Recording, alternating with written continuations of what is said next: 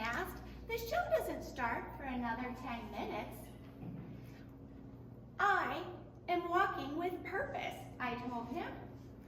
Busy, always in a hurry, trying to fit more in with my fast pace. Good evening, fellow Toastmasters, Mr. Toastmaster. Busyness or being in a hurry, it costs us. It keeps us from connecting with ourselves and others. It prevents us from being present with those around us, which research indicates being present leads to more happiness and greater peace. Busyness also leads to an increased risk of heart attack.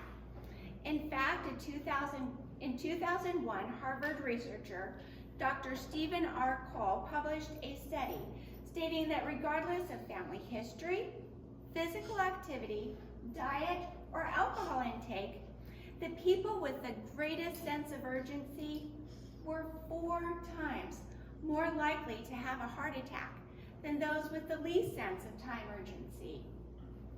Busyness also makes us less compassionate.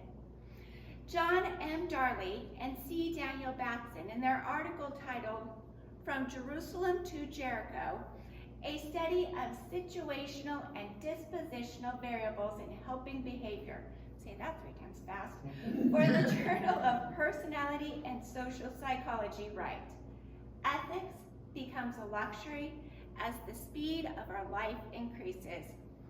In their study, they did multiple variables, but one that is very memorable to me is they asked seminary students to describe the story of the Good Samaritan in like 3 minutes. The story of the Good Samaritan is a parable Jesus told that a man robbed and left for dead is encountered by a priest, a religious man, and an enemy. And it is the enemy who stops and takes care of the man and then actually pays for his recovery. They were supposed to give this talk across campus, but when they were given the assignment, one of the variables was to go in a hurry. You're already late. So they rushed across a man lying next to a rock, maybe, under a bridge. He was left dead on the side of the road, making like groaning sounds. 90% of them passed on by if they were in a busy. And that was true in the other variables. It didn't matter if somebody was a seminary student, training to be a nurse or a doctor kind of thing. People who were compassionate. Busyness kept them from stopping. So how can we be less busy? How can we ensure we have time to connect and be compassionate? How can we guard ourselves from the dangers of being busy? 1, measure your life. In her book, Unstuffed, Declutter Your Home, Mind, and Soul, Ruth Soukup writes, having clarity about what matters most is the only solution to creating a schedule that really works. If everything is important, nothing is. Take time to measure what is that important to you right now in this season. 2, manage your to-do list. I've heard the concept of the daily 3 from multiple productivity specialists, but I love how Michael Hyatt defines it in his article, Keys to a More Productive Day. Your daily big 3 are the top 3 outcomes you need to accomplish for the day to make progress on your weekly and long-term goals and projects. When you define your day to only 3 tasks, it shrinks what needs to get done.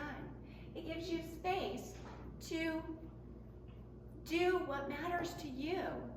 And it also gives you room for maybe a couple other things with peace of knowing what really matters got done.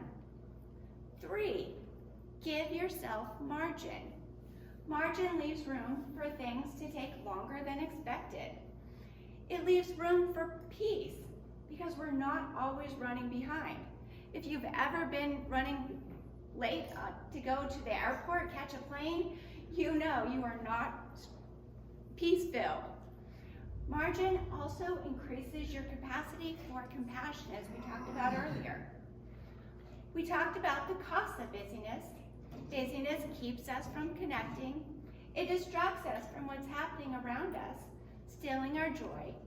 It can kill us and make us less compassionate. But we also talked about how we can overcome busyness by measuring our lives, determining what matters, managing our to-do list, so what matters gets done, and giving ourselves margin. My introduction said I write, paint, speak, and building both a business and a community. If I don't choose not to be busy, it will happen by default. I can do it all, but I can't do it all at the same time. You also wear a lot of hats in life. You're Toastmasters, sons, daughters, friends, the list goes on. You have goals and dreams you want to accomplish. So what will you say no to so that you can be more present, connected, and compassionate? You can do it all, but you can't do it all at the same time. As your Toastmaster.